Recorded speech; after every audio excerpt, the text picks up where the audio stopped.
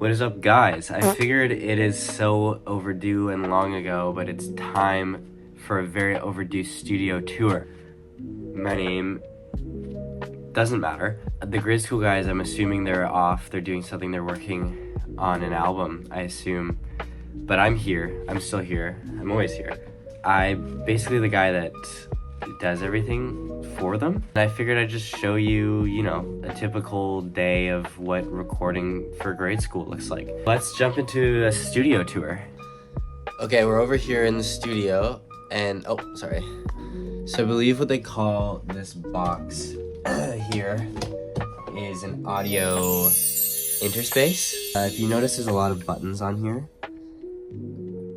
I'm not really in charge of that, so we have these monitors. These guys are here. This one is for guitars, and this one over here is for basically everything else. They're pretty nice, and this is just kind of, you know what, this isn't that important. This is just kind of like a personal project that I've been working on. They tell me most of the recording is done in-house. I don't really know what that means, but I assume that it's done in a house. They actually just sent me over this track. If I have permission to show this. And I think it's really, I took a listen to it, and I think it's kind of like progressive almost.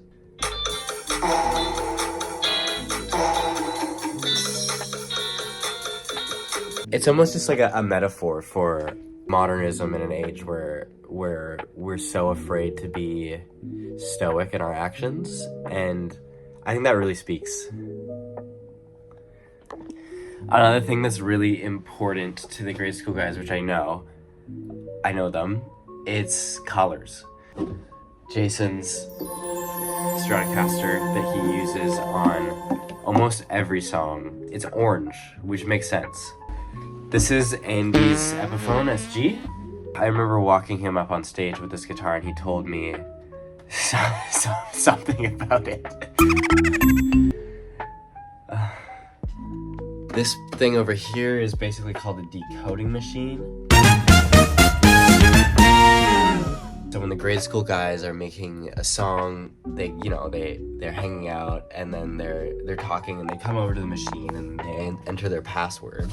So I'm gonna enter it. And basically once they enter the password, the song goes into the box, and it goes to the audio interface, into the computer, and then out onto Spotify. And basically it's like kind of like an industry standard method of how most artists release their music these days. That's basically the whole shebang. You can expect new music from them soon. I love what I do here. I love working for them. If you don't know, I'm the owner of Phoebe Records, very real record label.